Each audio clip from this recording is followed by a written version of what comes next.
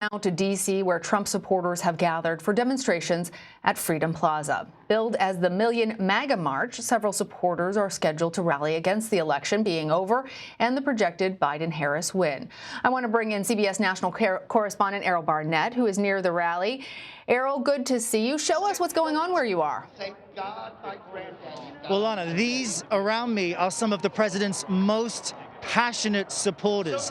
This event in Freedom Plaza is billed as one to support President Trump, organized in just the past week as a way of showing force in the wake of his election loss. Now, I can see a few thousand people here. You can see everybody with their flags visiting from places like Tennessee, West Virginia, Maryland, and they're here because they're upset with the projection that Joe Biden will be the next president. I spoke with one of the organizers of this event as I tried to share with her the confirmed information from the Trump administration that the election was in fact secure, and she refused to accept it. And in fact, many of the people here have had social media pages taken down because they're supporting things like stop the count, stop the counting of legally cast ballots. And they're very upset that their pages have been taken down. So around me, you're seeing some of the supporters. I can tell you that I've seen a group known as the Proud Boys, other white nationalist groups and extremist groups that are expected to be here as well and have been promoting their participation online.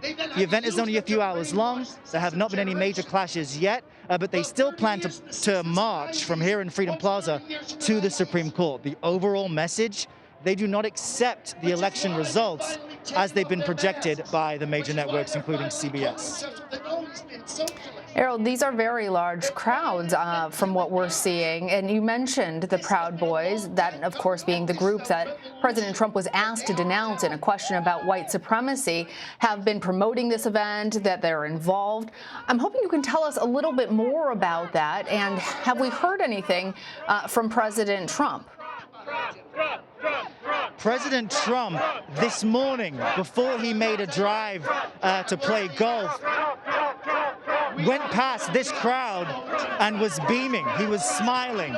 And you could see a few hundred of them running up to the president's motorcade to cheer and show their support. So this is certainly a group that this morning received a bit of emotional validation from the president and for their message. The fear, though, is that there may be counter-protest groups that will also voice their opinions here today as well. We've seen a few small scuffles, and that's why D.C. police have encouraged people to not bring weapons to this event. In Washington, D.C., you can conceal and carry, but only with a permit. The police are imploring people here not to bring weapons. But you can hear how emotional people here get.